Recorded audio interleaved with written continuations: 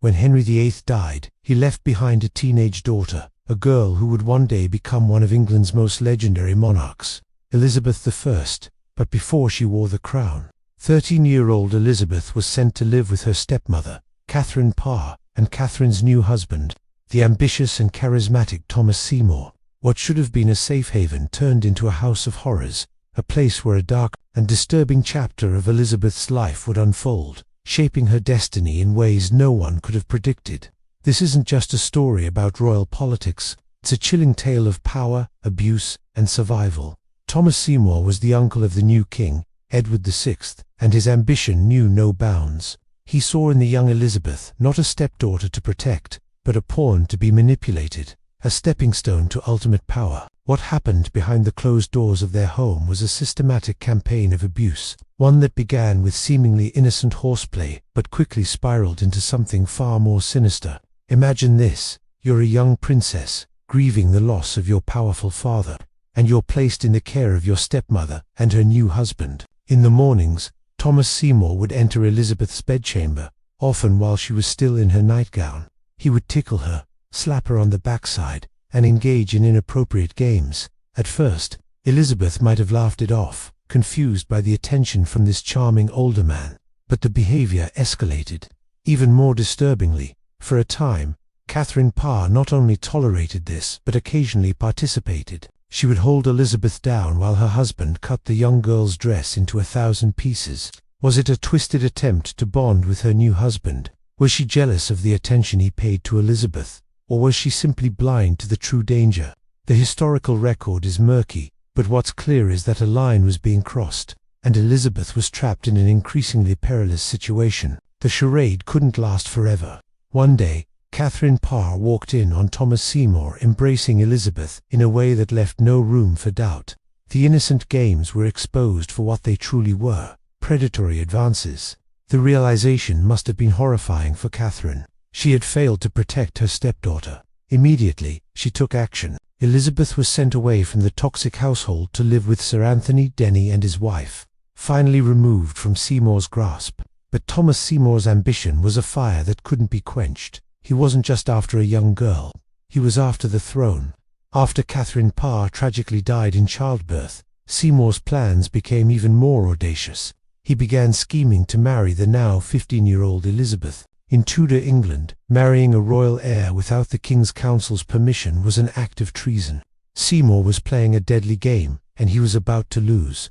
His enemies on the council, particularly his own brother, the Lord Protector, were watching his every move.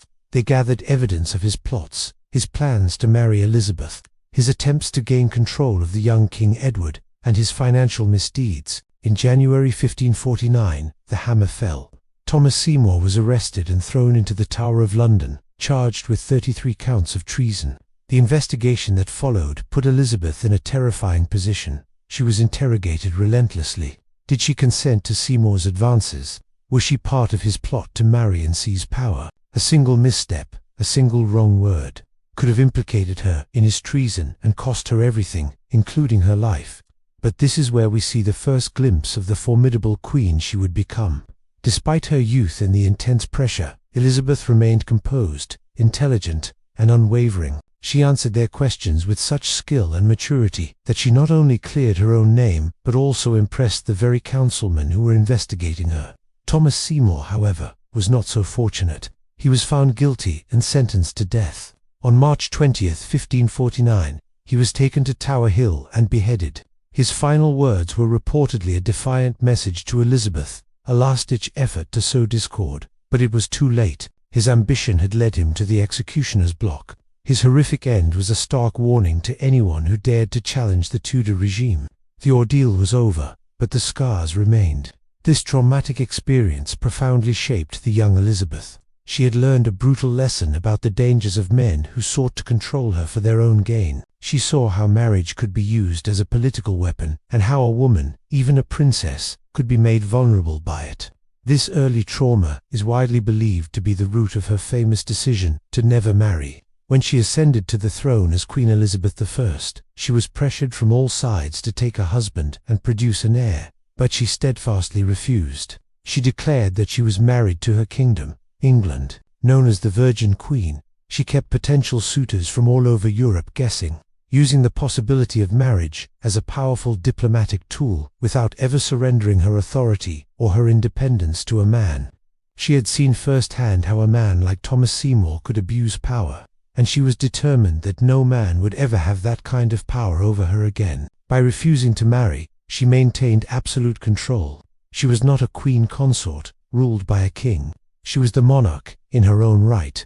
Her personal tragedy became her political strength.